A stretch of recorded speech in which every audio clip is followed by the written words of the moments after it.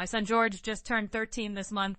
George is very bright, projected to get a test or 9 tests in his GCSs, and regularly achieves these grades in his mock exams and assessments. But he struggles socially and has been bullied badly in the past. Things are better now, but he isn't popular. As part of his PD class, he had to create a children's toy and give a sales pitch to the class.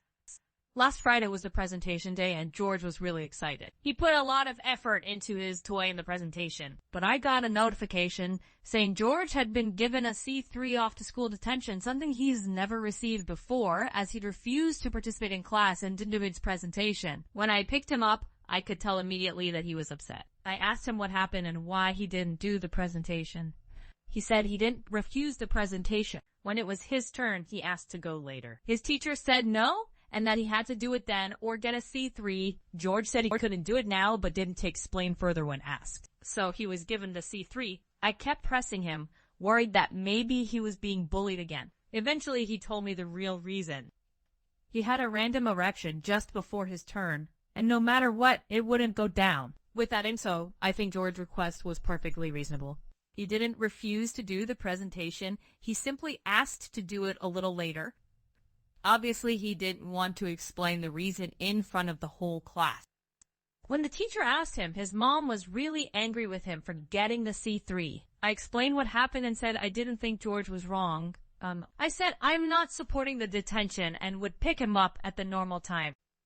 When I told his mom what happened, she looked disgusted and said something like, "Why did he even have one in class to begin with?" I explained that random erections happen especially in early puberty and they don't always relate to sexual thoughts, which is what she was assuming. She replied, "Well, I'm not sure that's true," dismissing what I said.